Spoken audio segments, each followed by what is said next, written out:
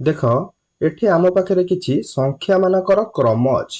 आमे एई क्रम को देखिबा एवं किपरि आमे गोटिए संख्यारु परवर्ती संख्या को जिबा ताहा जानिबा बा आमे केमिति हमकु गोटिए संख्यारु परवर्ती संख्या मिलिबो ताहा आमे देखिबा। तेबे प्रथम संख्या क्रम को देखिले प्रथम संख्या क्रम रे अछि आम पाखरे 4 25 46 एवं 67। आमे देखिबा 67 रो परवर्ती संख्या कोन हबो बा आमे 67 को 67 रु केमिति आमे परवर्ती संख्या पाइबा। तेबे 4 रे केते गुणिले हमकु 25 मिलिबो। 4 रो गुणितक 25 नुहे किंतु आमे 4 रे जदि 21 मिसाइबा तबे हमकु 25 मिलिबो। सेही परि जदि मु 25 रे 21 मिसाइबी तबे मते 46 मिलिबो। 46 रे जदि मु 21 मिसाइबी तबे मते 67 मिलिबो। तबे जदि मु 67 रे 21 मिसाइबी मते केते मिलिबो 88। 88 रे 21 मिसाइले मते केते मिलिबो 109। एही परि मु संख्या क्रम रे आगु को जाई परिबी। अर्थात प्रथम संख्या क्रम रे आमे प्रति संख्या रे 21 मिसाइकी आमे परवर्ती संख्या पाइलु। यहाँ पर द्वितीय संख्या क्रम को देखिबा। द्वितीय संख्या क्रम रे 3 6 12 24 एमती संख्या क्रम आगु को बढ़ी चलीछि। तेबे आमे 3 रु 6 किपरि जिबा।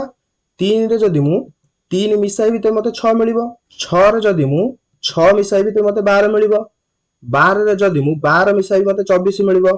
अर्थात प्रत्येक थर आमे संख्यार 2 गुण को मिसाउछु। अर्थात प्रथमे आमे 3 मिसाइले, यहाँ पर आमे 3 रे 2 गुणा 6 मिसाइले, यहाँ पर आमे 6 रो 2 गुणा 12 मिसाइले।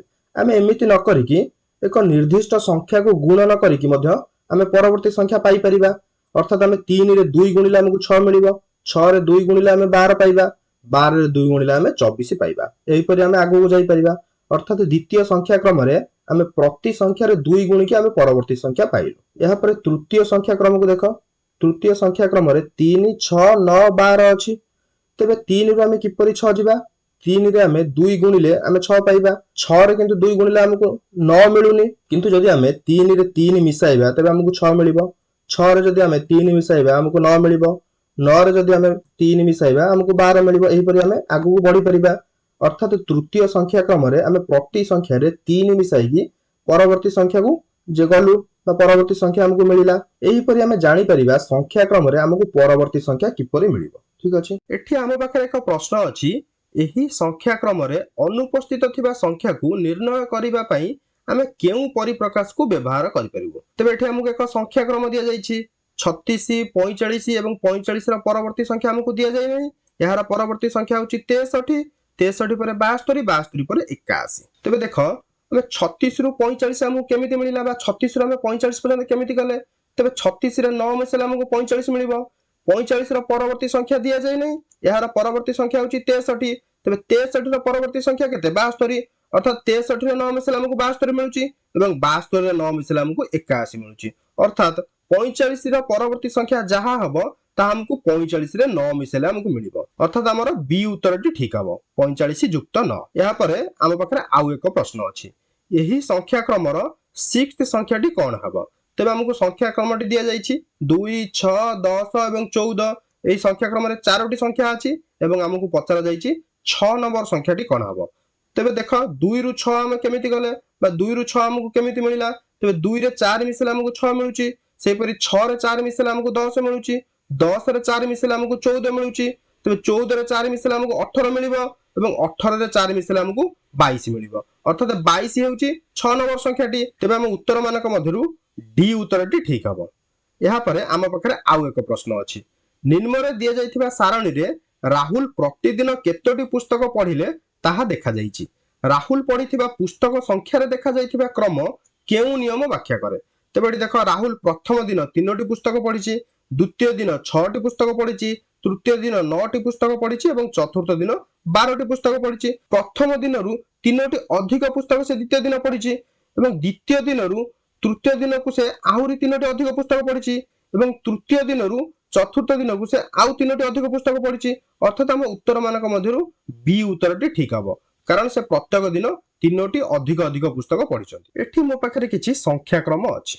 तबे एठी मो पाखरे एक प्रश्न अछि कोन तमे एही संख्या क्रमर परवर्ती संख्याटी अनुमान करि परिबो कि। तबे जेते बेले एक निर्दिष्ट नियम अनुसार किछि संख्या लेखा आइथाय एवं सेही निर्दिष्ट नियम को अनुसरण करी आमे परवर्ती संख्याटी निरूपण करि परिथाउ सेही भली संख्या को आमे संख्या क्रम बोली कहिथाउ।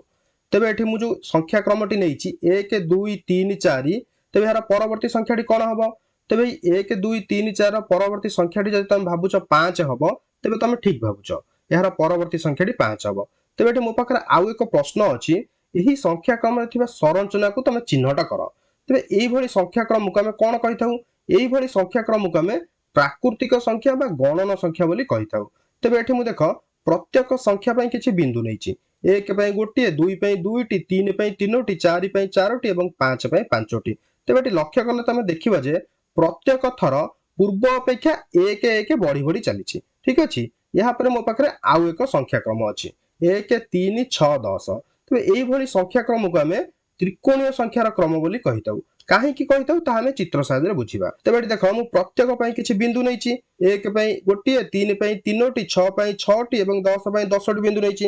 ତେବେ ପ୍ରଥମେ ହେଉଛି 1 ଏବଂ ଦ୍ୱିତୀୟ ସଂଖ୍ୟାଟି ହେଉଛି 3।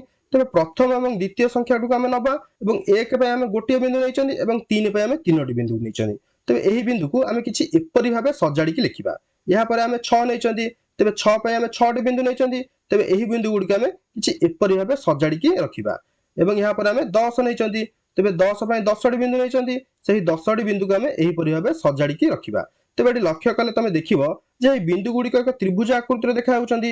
ତେଣୁ ଏହିଭଳି ସଂଖ୍ୟା କ୍ରମକୁ ଆମେ ତ୍ରିକୋଣୀୟ ସଂଖ୍ୟାର କ୍ରମ ବୋଲି କହିଥାଉ। ଏହାପରେ ମୋ ପାଖରେ ଆଉ ଏକ ସଂଖ୍ୟା କ୍ରମ ଅଛି 1 4 9 16।